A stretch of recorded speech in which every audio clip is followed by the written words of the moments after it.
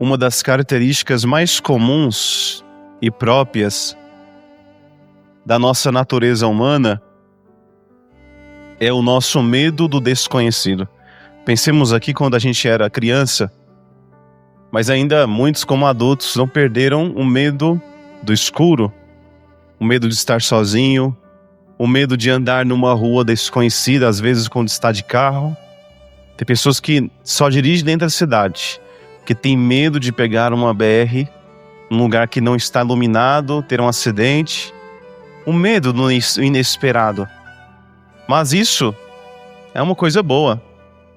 O medo, esse instinto que foi sendo desenvolvido naturalmente na nossa humanidade, ele nos preserva, ele garante a sobrevivência da humanidade. Pensemos aqui, se alguém não tivesse medo de entrar numa floresta escura, desconhecida. Se as pessoas não tivessem medo de pular de um precipício. Se as pessoas não tivessem medo de colocar a mão no fogo, ou no dedo numa tomada, com fio de escapado, a humanidade teria sido extinta rapidamente. Então esse instinto natural, esse medo que nós temos daquilo que pode nos causar um grande dano, é uma coisa muito boa. Porque o medo, ele faz parte da nossa condição humana. Ele é necessário. Entretanto, esse nosso instinto pode ser também uma grande barreira para o nosso crescimento espiritual. De que maneira? E também para a nossa própria santificação.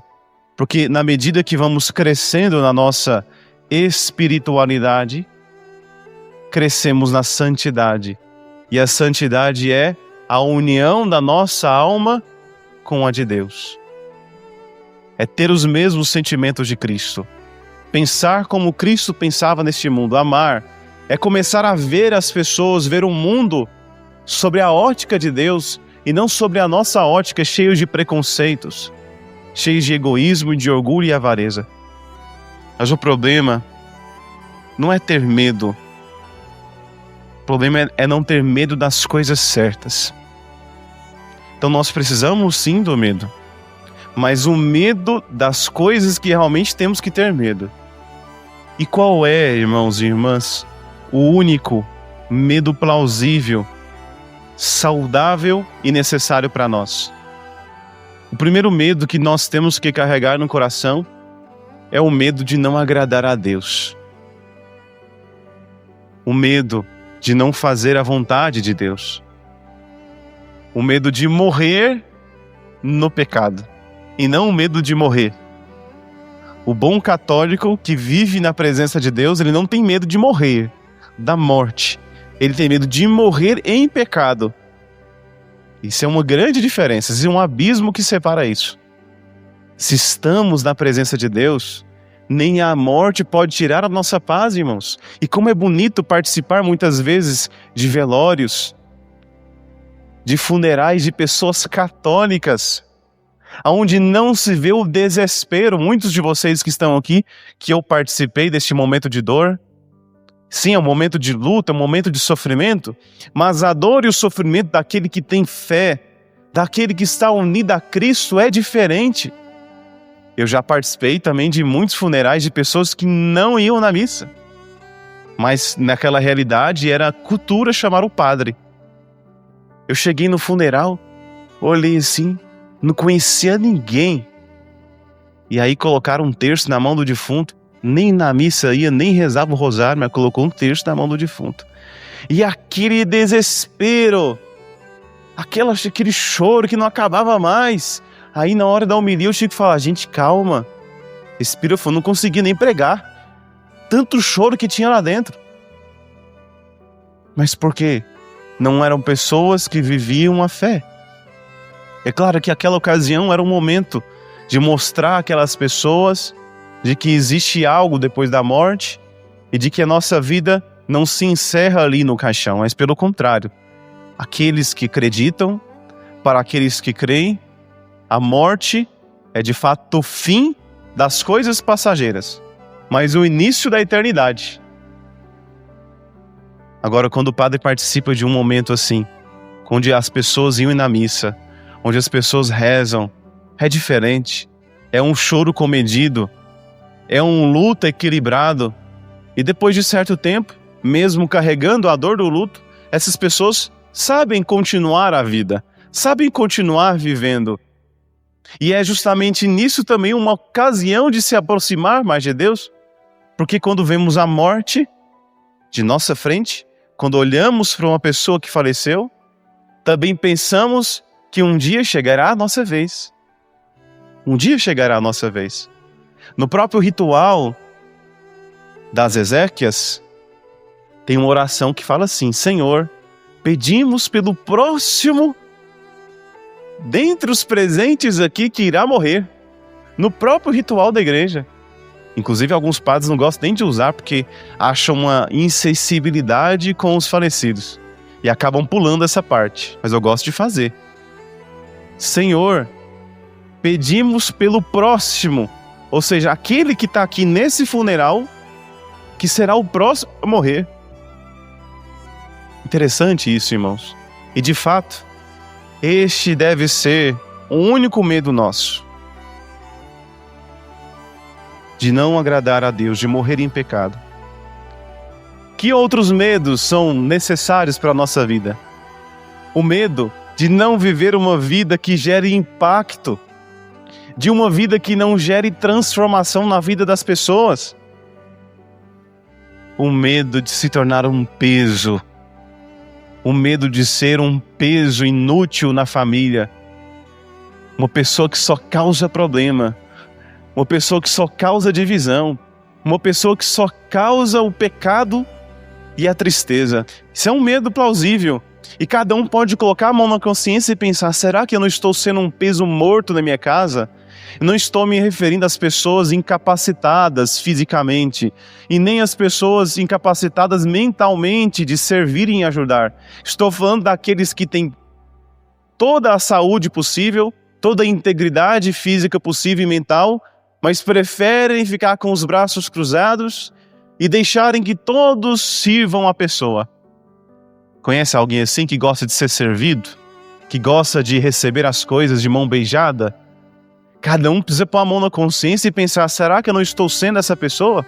Se eu tenho condições de tirar o peso das pessoas ao meu redor, isso é cristianismo? Isso é fazer a vontade de Deus? Jesus que veio para servir. Existe alguém nessa terra mais digno de ser servido do que Cristo? Mas o que ele fez? Ele se colocou como um escravo, colocou como um empregado. Na última ceia ele vestiu o avental, a roupa de um escravo. A função era do escravo de lavar os pés dos seus servos. Mas é Jesus que faz isso.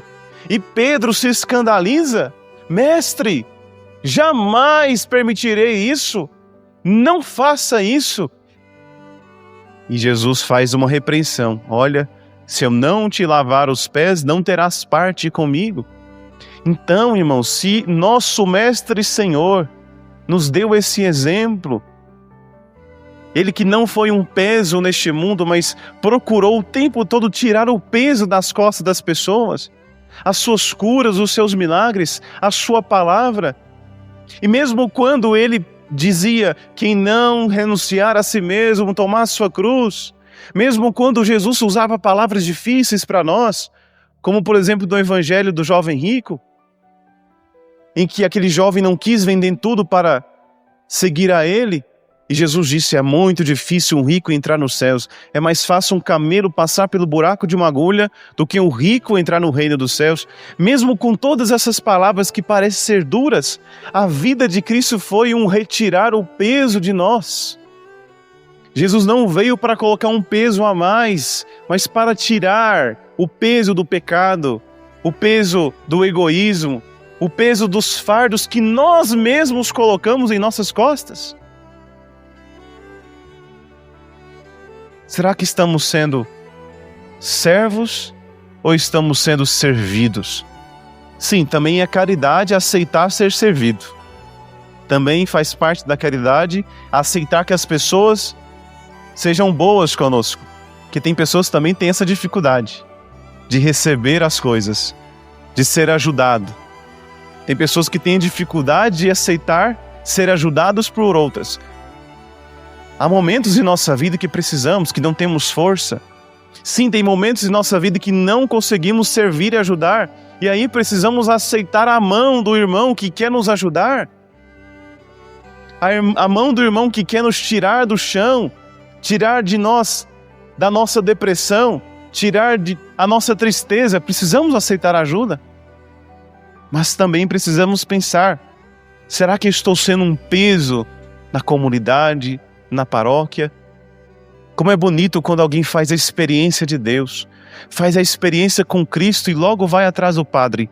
Padre, quero ajudar em alguma coisa. Eu quero servir, porque eu recebi tanto. Eu fui tão amado, eu fui tão agraciado por Deus que eu quero que outras pessoas também percebam o que eu estou percebendo. Eu quero que outras pessoas sintam o que estou sentindo. Eu quero que outras pessoas percebam-se amadas por Deus como eu percebo agora.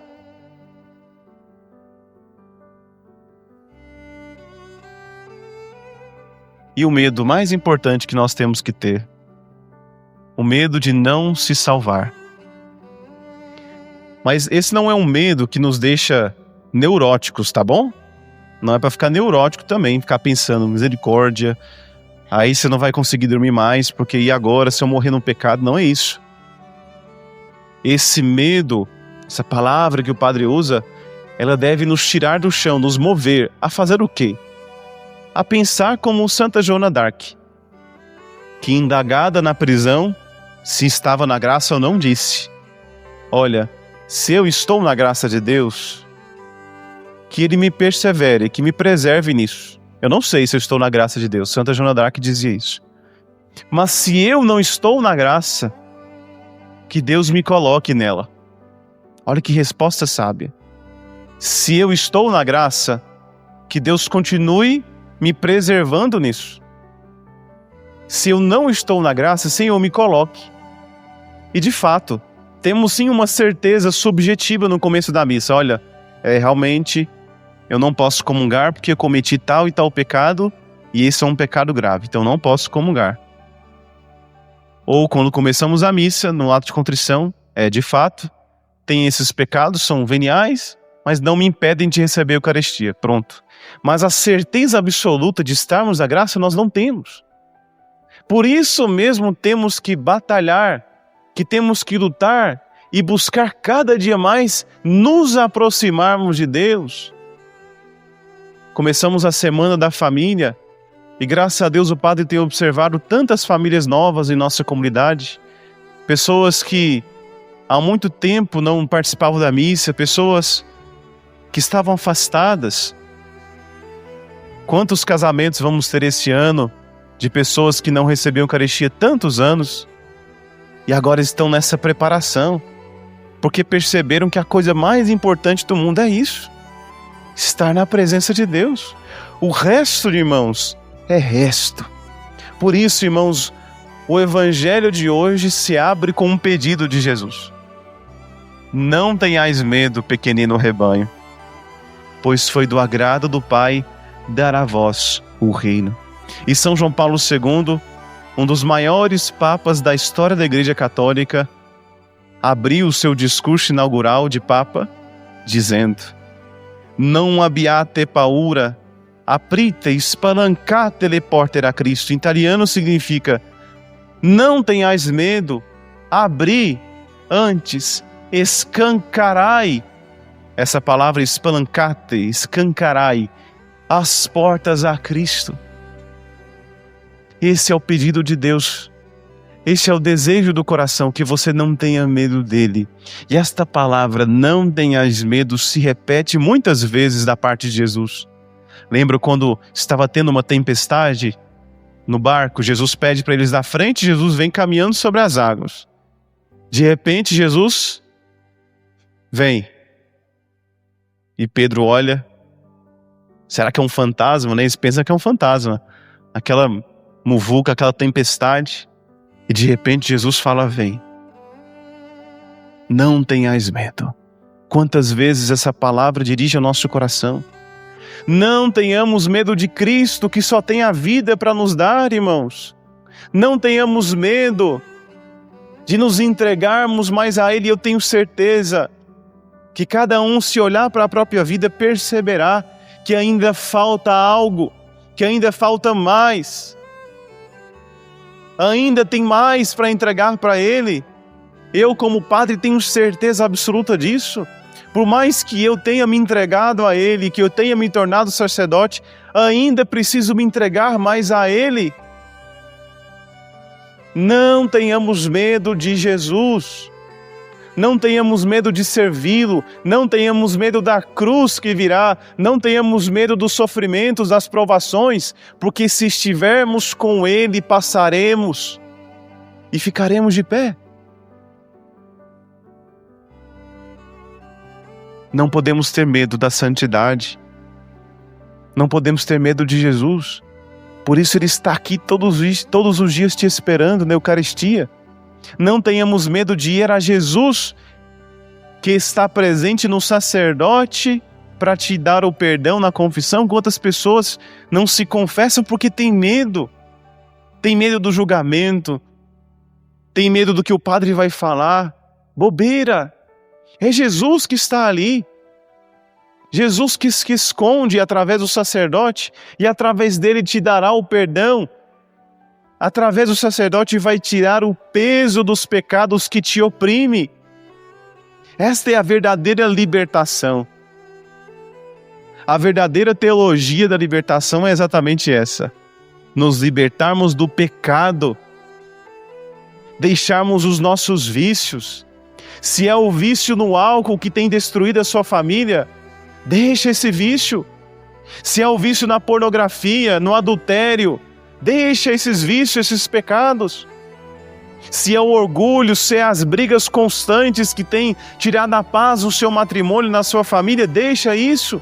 Se é a droga, se é o vício nas apostas que estão destruindo a sua casa, a sua vida financeira, deixa esses pecados. Não tenhamos medo de Jesus que nos espera.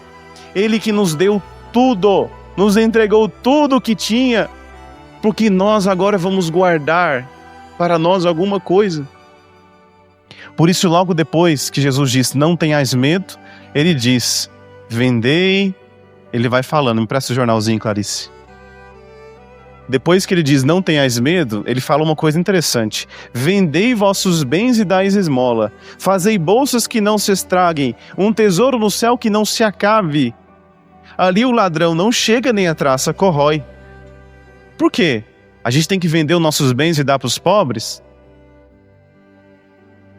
Para aqueles discípulos era literalmente aquilo, mas não para nós. Imagina que loucura seria se todos aqui vendessem tudo que tinha e dassem para os pobres, né? Ia virar uma calamidade. Não é literalmente isso que o Senhor está pedindo. Ele está dizendo, olha, se nós não temos medo de Jesus, se não temos medo de nos aproximar dele, nós deixaremos o que for preciso para segui-lo. Quais são as suas riquezas?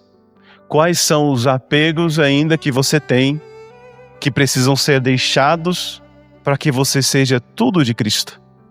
É esse o sentido dessa palavra do Evangelho de Jesus para nós.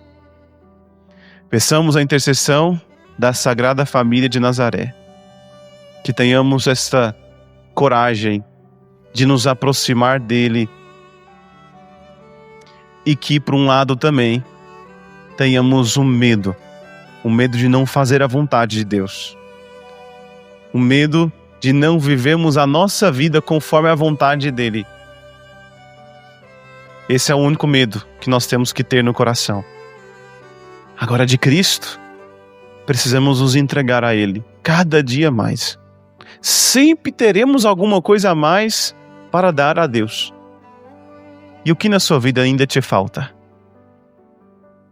Louvado seja nosso Senhor Jesus Cristo,